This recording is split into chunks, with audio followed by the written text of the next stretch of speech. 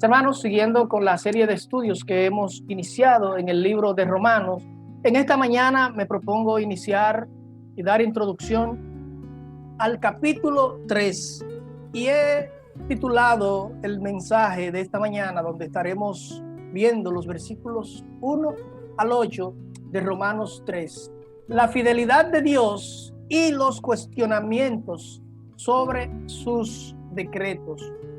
Dios es fiel y aún el hombre, viendo lo que es Dios, muchas veces quiere hacer argumentos, quiere argumentar, quiere cuestionar sobre lo que ya Dios ha decretado, sobre lo que Dios ya nos ha revelado en su santa y bendita palabra. Nosotros debemos agradecer por las maravillas, por las bondades de Dios. Y miren, mis amados hermanos, este texto que tenemos por delante es un texto muy interesante.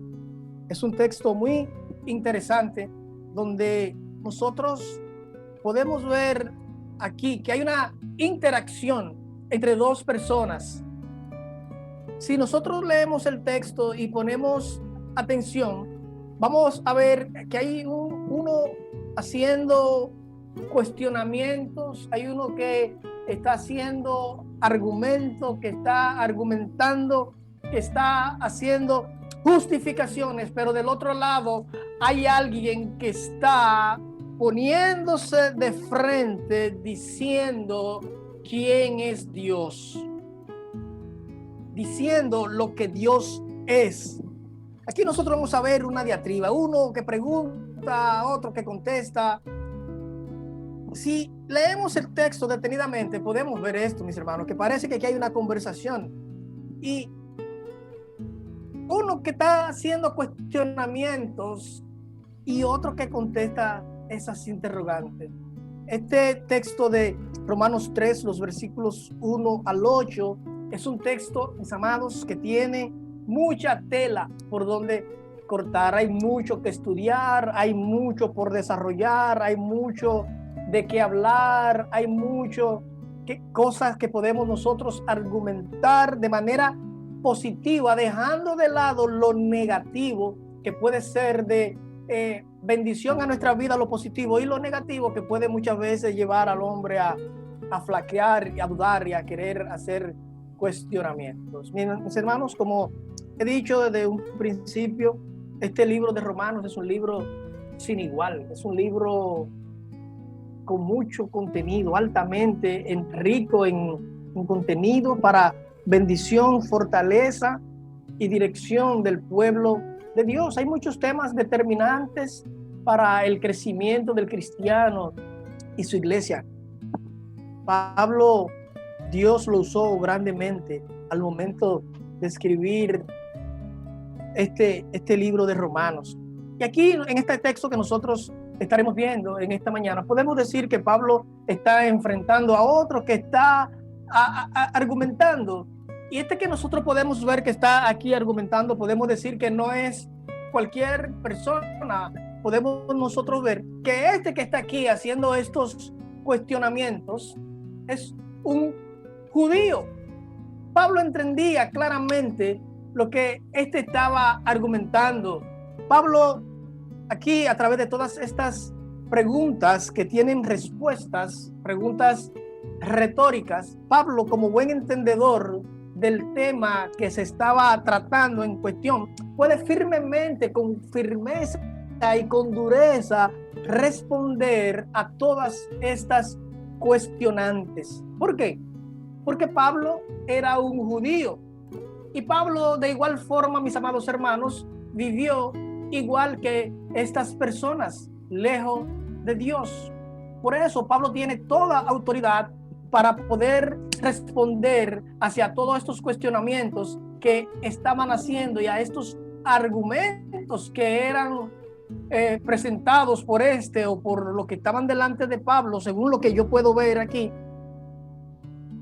para hacer argumentos, para justificar su proceder, cómo realmente el hombre de hoy quiere vivir justificando su vida de maldad, su vida de pecado. Y no es menos cierto que este pueblo que Dios escogió, los judíos, Dios le dio una gran bendición de haberlos escogido, de haberle entregado la ley, de haber entregado su palabra, y estos, por haber recibido la promesa de Dios de que ellos iban a ser su pueblo, pues entendían que simplemente el hecho de haber sido escogidos, eso bastaba, y que podían vivir de acuerdo a como ellos entendían.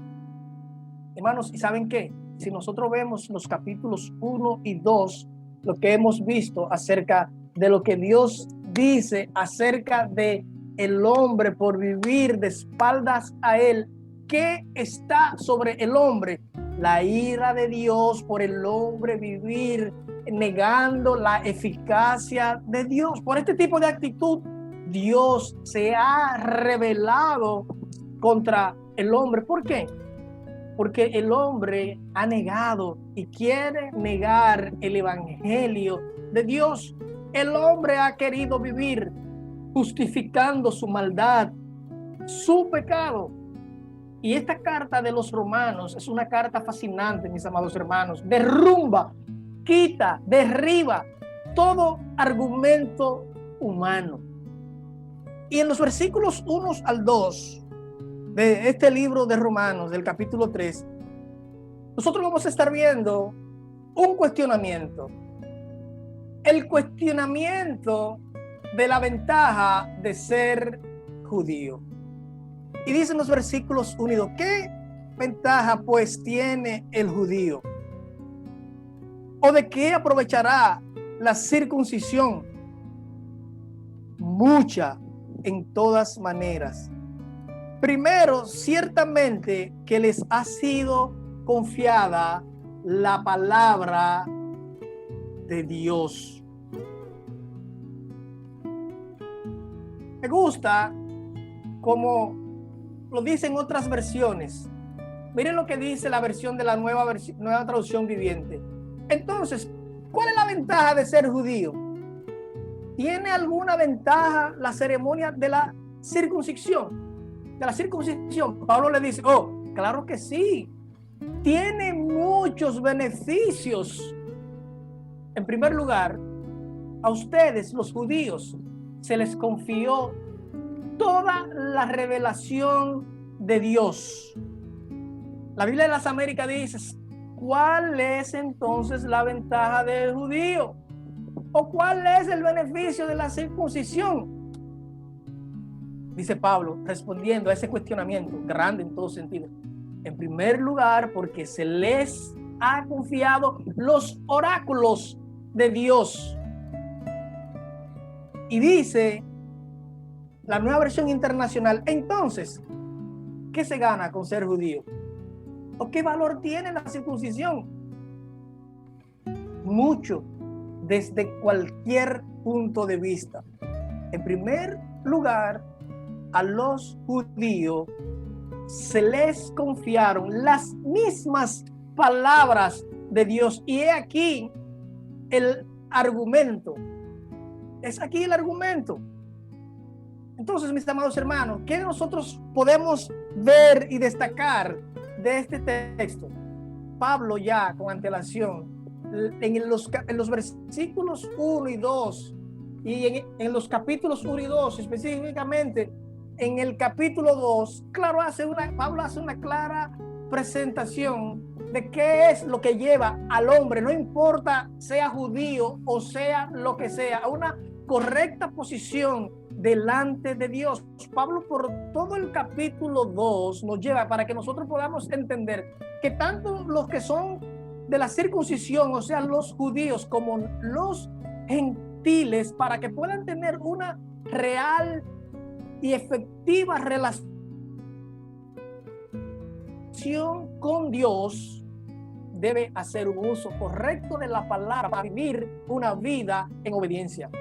No hay forma alguna, hermanos, de que el hombre pueda tener comunión con Dios si no obedece su palabra.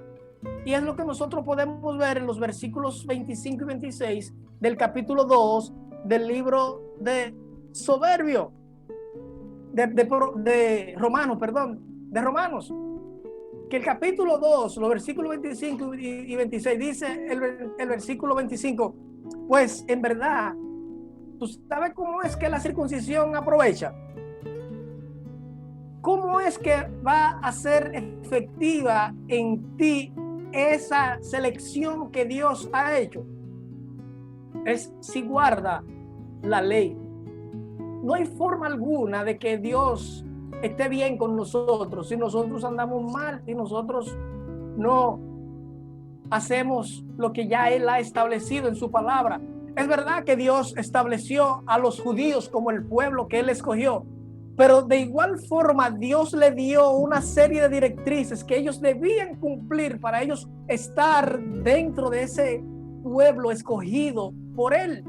De igual forma tú y yo, Dios nos ha escogido, sí, ciertamente hemos sido salvos, pero a ti y a mí nos toca una cuota de responsabilidad para nosotros vivir por esa salvación que Dios nos ha dado. Entonces, el primer cuestionamiento que él hace, ven acá, entonces, como ya, si nosotros vemos los versículos finales del capítulo 2, el 28 y el 29, pues que Pablo dice, pues no es judío el que lo es de manera exterior, el que es judío porque tú eres judío porque tú eres de la nación. No, es judío el que lo es interiormente. Y ahí viene este cuestionamiento. Entonces, ¿y qué ventaja entonces tiene ser judío? ¿O cuál es el beneficio de nosotros habernos circuncidado? Pablo le dice, no, mira, ciertamente tiene mucho beneficio ser judío. Pablo hace un reconocimiento y le dice, mira, claro, ustedes tienen ventaja sobre los demás. Ustedes tienen muchísima ventaja. Esto no está en cuestionamiento, no hay una cuestionante de que no haya ventaja en que ustedes sean judíos. Pues Pablo le dice, pues mira, a ustedes se les confió, a ustedes se les entregó la palabra de Dios.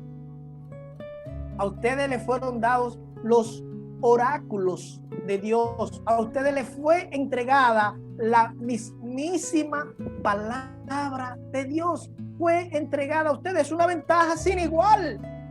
Dios mismo le dio a ustedes ese regalo especial de que ustedes tuvieran de primera mano su palabra. Entonces, como ustedes de primera mano les fue entregada la palabra de Dios, debe de haber algo que les distinga a ustedes. Deben ustedes vivir de acuerdo a esa palabra que les ha sido otorgada, entregada. Claro, tienen. Ahí nosotros vemos a Pablo, tú me dices y yo te digo, pero de la manera que Pablo le responde, derriba cualquier argumento que puedan ellos traer contra el evangelio, contra los decretos y la fidelidad de Dios. Pablo le dice, mira, ciertamente ustedes han sido muy beneficiados. Mucho, ustedes han sido beneficiados. Porque mira,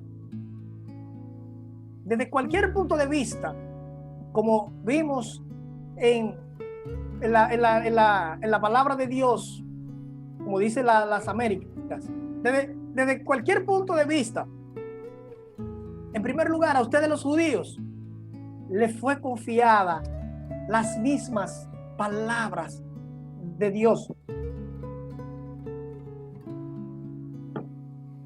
Ustedes son más que privilegiados de que de primera fuente a ustedes se les entregó palabra de vida para vivir la real vida que está en ti.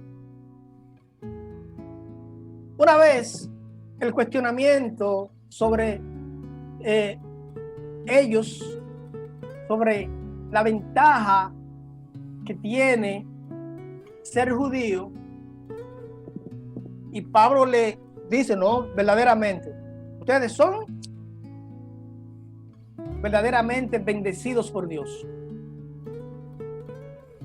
Tiene ventaja. Ahí mismo nosotros podemos ver que se levanta otro argumento, otro cuestionamiento. En los versículos 3 y 4, hermanos, miren qué osadía. Miren qué osadía en este texto. El cuestionamiento sobre la fidelidad de Dios. Dice el versículo 3, pues qué, si alguno de ellos han sido incrédulos, su incredulidad habrá hecho nula la fidelidad de Dios. Y miren la respuesta: de ninguna manera, antes sea Dios veraz y todo hombre mentiroso, como está escrito, para que seas justificado en tus palabras y venzas cuando fueres juzgado. Qué interesante cómo nosotros vemos cómo Pablo le da una respuesta contundente.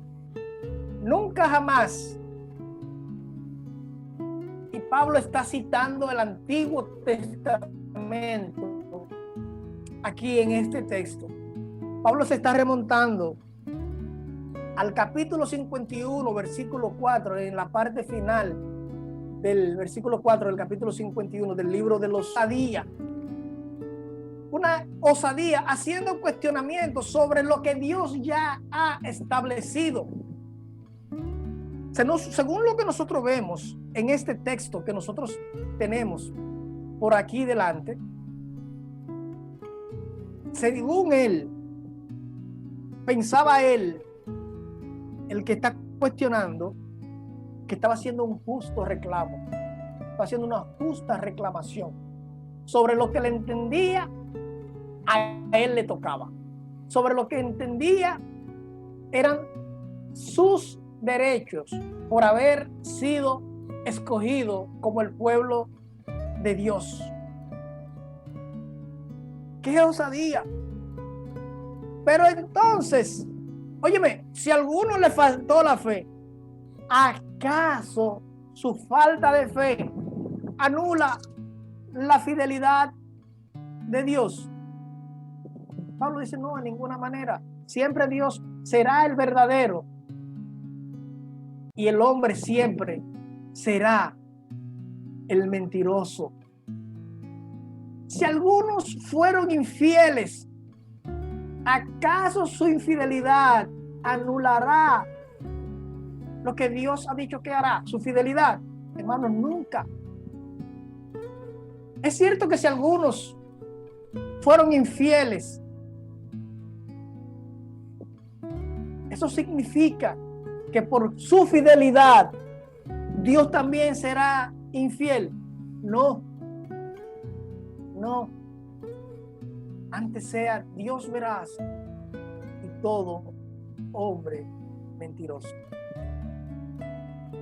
Como habían sido escogidos por Dios, ellos podían ser infieles, podían negar la verdad de Dios, podían negar vivir una vida de espaldas a Dios, y Dios tenía que ser fiel a ese hombre, a esa mujer, a esas personas que porque Dios dijo que tú vas a ser el pueblo mío, ya no hay nada.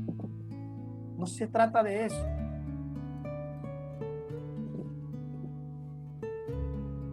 Dios es fiel a lo que Él ha determinado en su palabra. Este viene con este cuestionamiento porque entendía que como quiera, no importa la forma en que haya vivido, la gracia de Dios debía estar con él, con ellos, porque ellos no creían aún así. Ellos creían que Dios debía permanecer fiel a ellos Dios es fiel a lo que Él ha dicho en su palabra, no al andar, no al accionar de ningún ser humano. Dios no es fiel a hombre, Él es fiel a su palabra. Y la incredulidad del hombre, imagínese usted, todos nosotros somos pecadores, como nosotros veremos más adelante en este mismo capítulo. Todos somos pecadores. Y Dios es fiel, aún la humanidad entera siendo infiel. Dios es el veraz.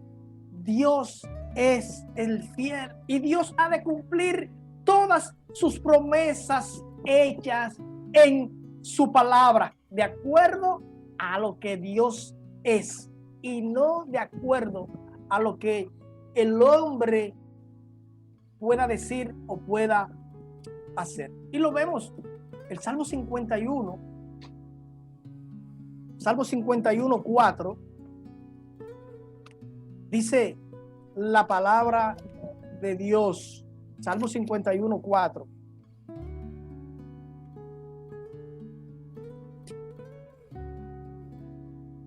La parte B dice, para que seas reconocido justos. ¿En qué? Para que seas reconocido justo en tu palabra y tenido por puro en tu juicio. Y dice Salmo 119, 160.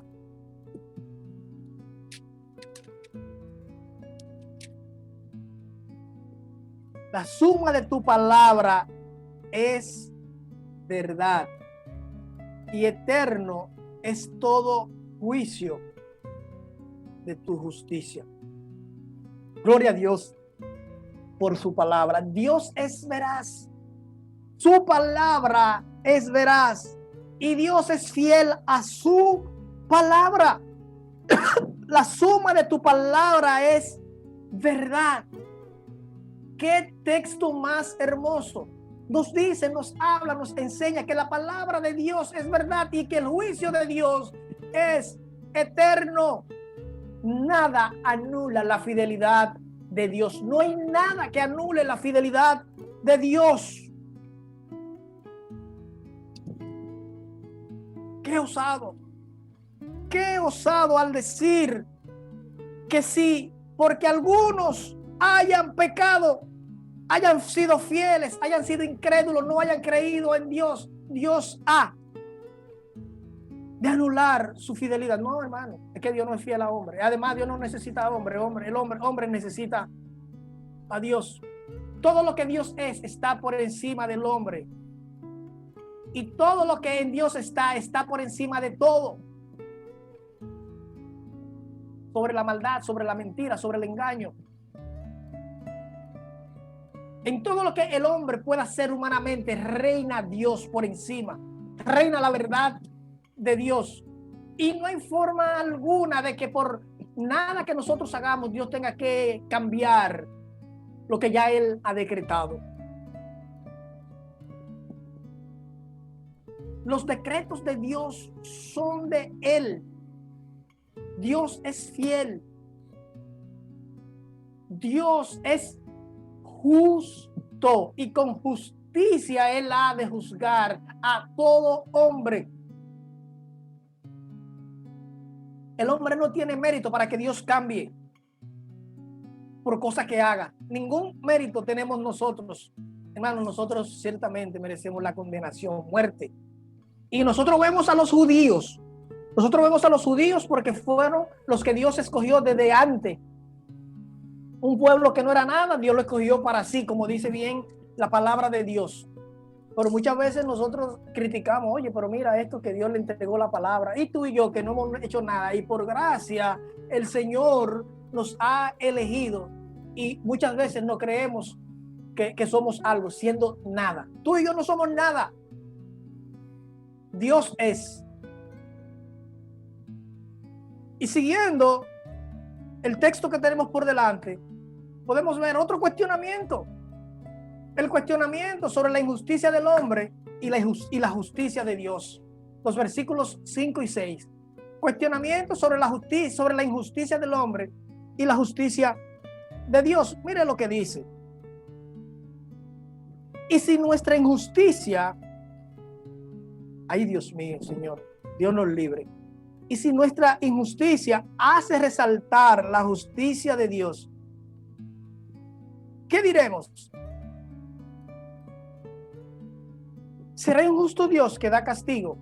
Y Pablo dice, oye, hablo como hombre.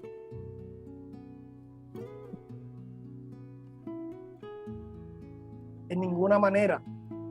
En otro modo, ¿cómo juzgaría Dios al mundo? Hermano, ustedes saben qué es lo que quieren traer a la mesa en este cuestionamiento, en esta argumentación, en este argumento.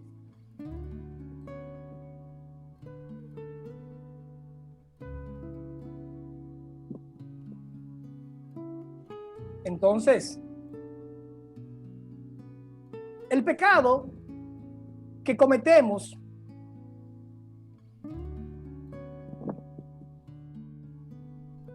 trae un buen propósito.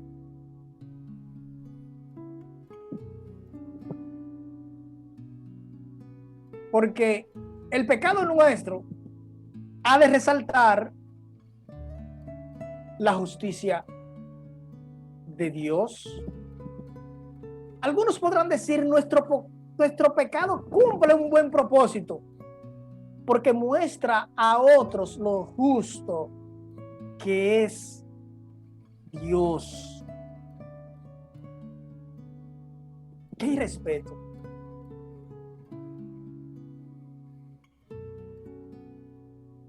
¡Qué irrespeto! Aquí podemos ver, mis amados hermanos, un argumento de chantaje.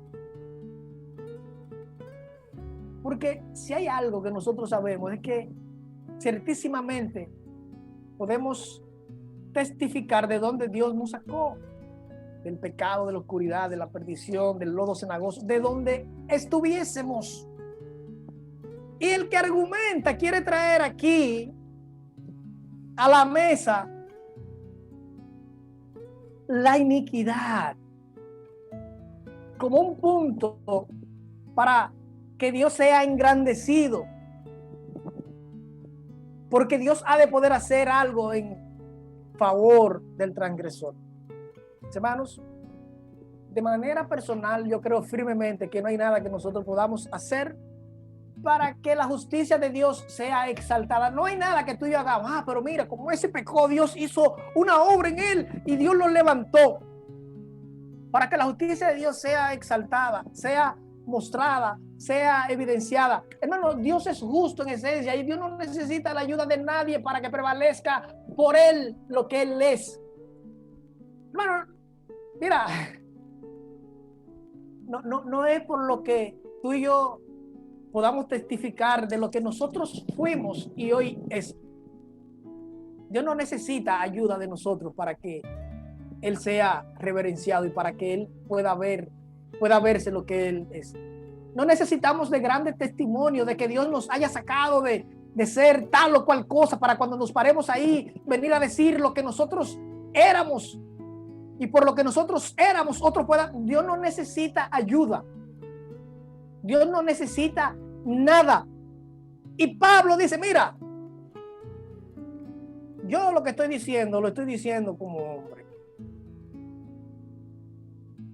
Pablo dice, mira, podemos ver esto, hermano, como hombre. Y es bien interesante este punto, hermano. ¿Por qué? Pablo quiere resaltar que solo un hombre caído, un hombre que no tiene la mínima cercanía a Dios, puede decir algo como esto. Y Pablo dice, mira, yo estoy hablando como hombre, hablo como hombre. Y en el versículo 6, mira, en ninguna manera, porque si fuera así, como dice este versículo 6, en ninguna manera, de otro modo, ¿cómo juzgaría Dios al mundo? Es como el hermano que siempre, cada vez que había culto de testificar, el mismo testimonio de lo que era de los vicios en que estaba. Mira, y yo era un bebedor de romo, y yo no tenía y yo no tenía problema en matarme con cualquiera, en darle un golpe a cualquiera, y Dios me sacó de ahí. Hermano, nosotros lo que tenemos que hablar es de lo que Dios ha hecho en nosotros una vez nos trajo a los pies de Él. No hay que argumentar mucho porque nosotros no hacemos nada, no hay nada en nosotros que podamos hacer para ayudar a Dios. Dios es el que salva. El Espíritu Santo de Dios es el que convence de pecado, de justicia y de juicio. ¿Cómo viene? Y nuestra justicia hace resaltar la justicia de Dios. Y si por nosotros andar de tal o cual manera viene a relucir la justicia de Dios. No, Dios no necesita eso. Y por eso Pablo le da una respuesta contundente a tal cuestionamiento de un hombre ciego y lejos de Dios. Pablo de manera contundente hace una negación. De ninguna manera, no hay forma alguna de que esto pase. ¿Por qué? Porque entonces el juicio de Dios estaría sometido a las cosas que el hombre dijera e hiciera. Pablo dice, y entonces, ¿cómo juzgaría Dios al mundo si es así? Si hay algo que tú y yo debemos tener claro, es que Dios no comparte su gloria con nadie. Dios no necesita la ayuda tuya ni mía. Dios lo que quiere es que tú y yo seamos fieles, que vivamos una vida apegada a su palabra. Dios quiere que nosotros vivamos una vida obediente a Él, porque Dios, la verdadera circuncisión que ha de ver es la que está en el corazón nuestro. ¿Cómo está nuestro corazón rendido a Él? Porque tú y yo no somos quien para darle consejo. Tú y yo no somos quien para decirle a Dios qué hacer o qué no hacer.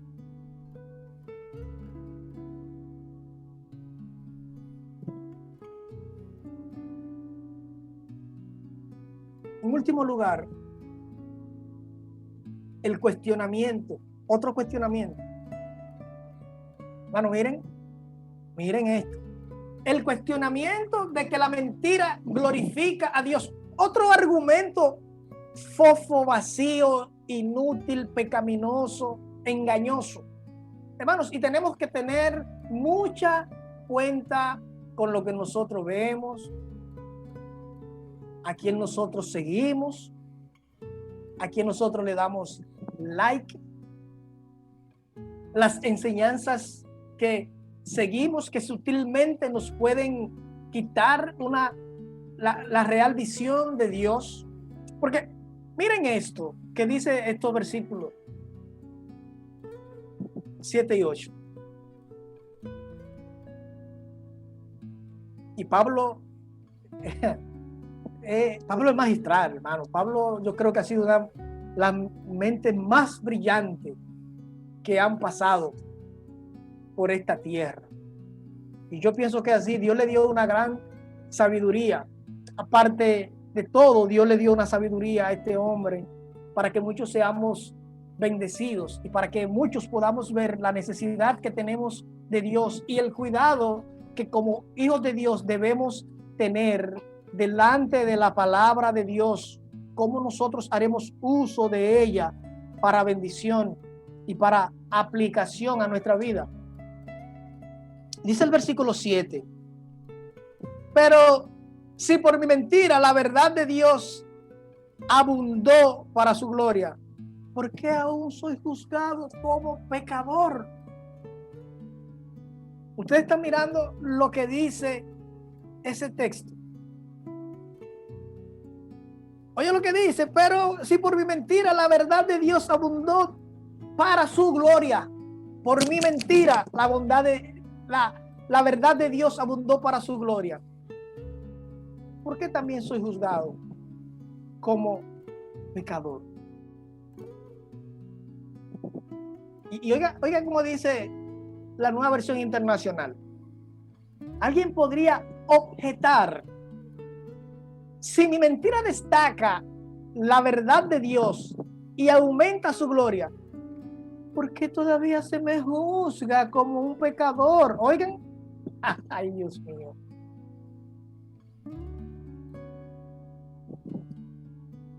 ¡Qué osadía!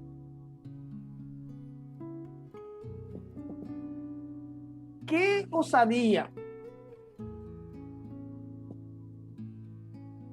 Podemos ver cómo este hombre quiere decir, o este verdad que está con Pablo argumentando, quiere hacer un señalamiento de que la mentira resalta la gloria de Dios, como vemos que él dice que la mentira glorifica a Dios. Si hay algo que Dios no quiere cerca, es la mentira. Que la mentira resalta, que glorifica a Dios. Óigame, porque por su mentira sale la verdad de Dios a relucir.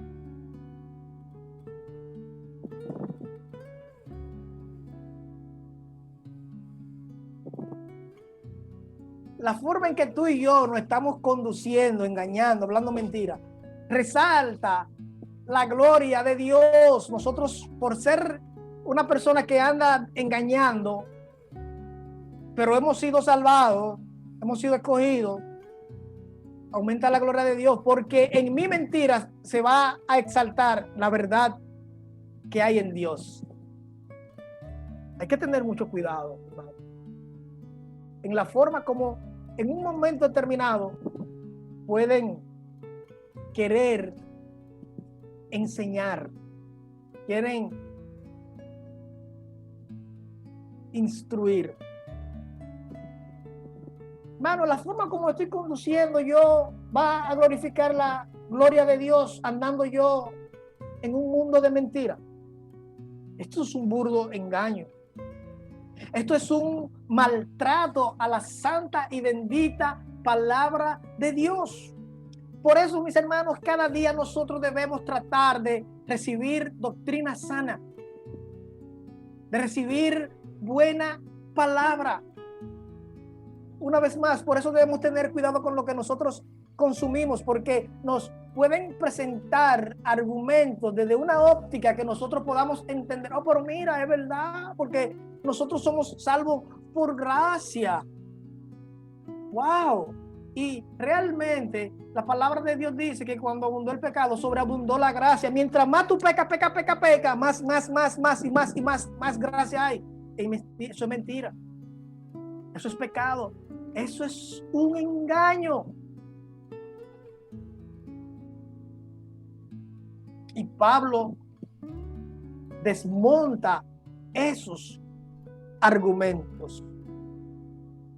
¿Cómo Pablo los dice?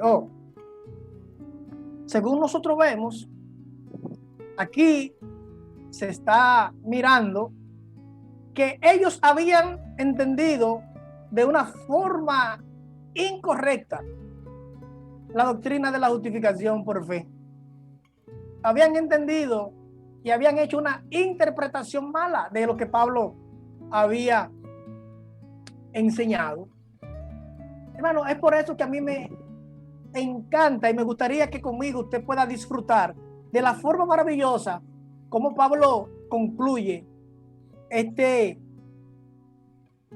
conversatorio, porque hay un conversatorio en el versículo 8. Pablo dice, ¿y por qué no decir cómo se nos calumnia?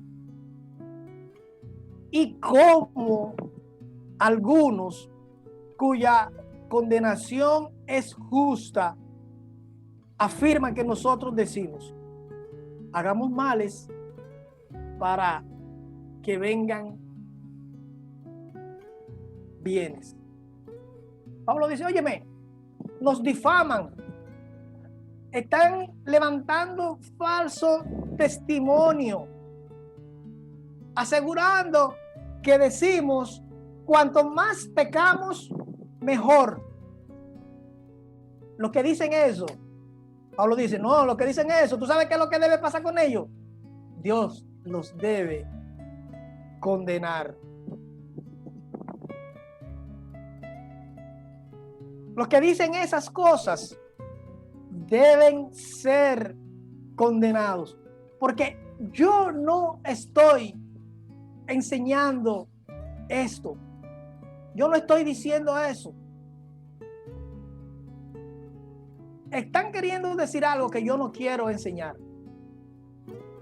Y como yo no estoy diciendo algo que yo no quiero enseñar, y eso está en contra de la palabra de Dios, que hagan muchas cosas mal para que vengan bienes, entonces ellos lo que merecen es la condenación. Y nosotros podemos ver que en los versículos 20, 21 del capítulo 5 de Romano al final, y el comienzo de los del capítulo 6, los versículos 1 y 2, vamos allá, vamos a leerlo.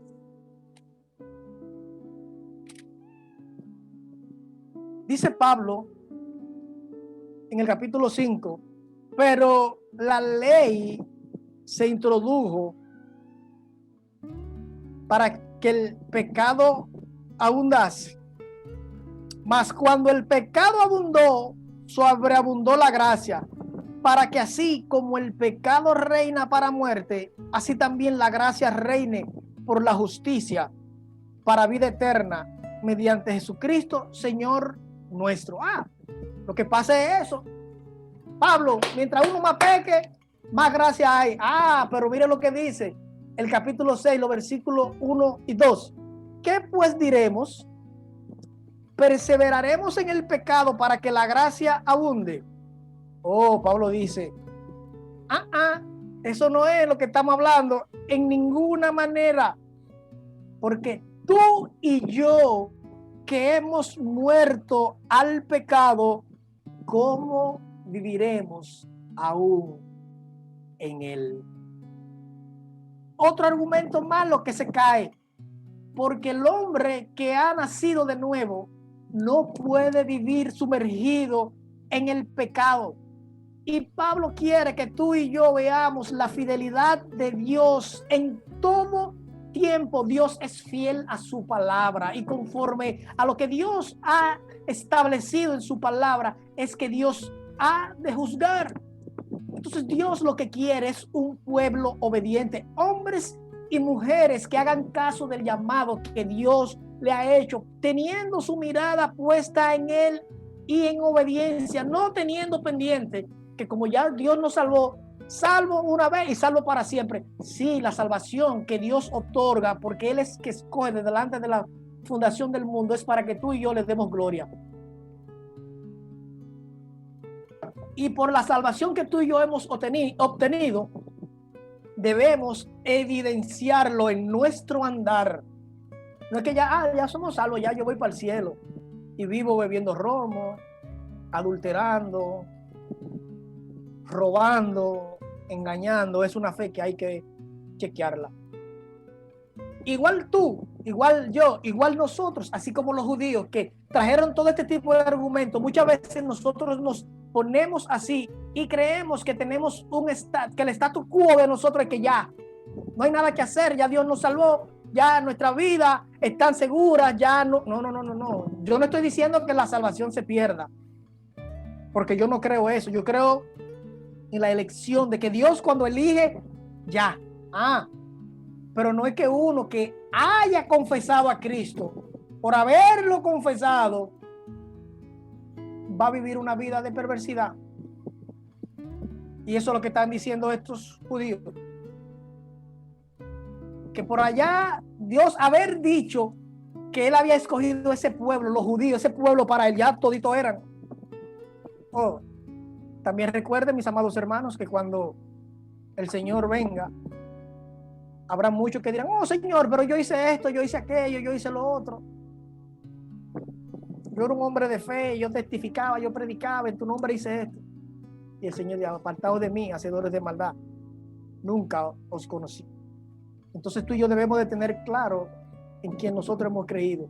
Y al tener claro en quién nosotros hemos creído, cómo Dios demanda una vida en obediencia, lejos de la maldad, del pecado, de la infidelidad, y cerca de una santidad delante de nuestro Padre Celestial. Que Dios nos bendiga y nos ayude a ser fieles y a no ser cuestionamientos delante de nuestro Dios.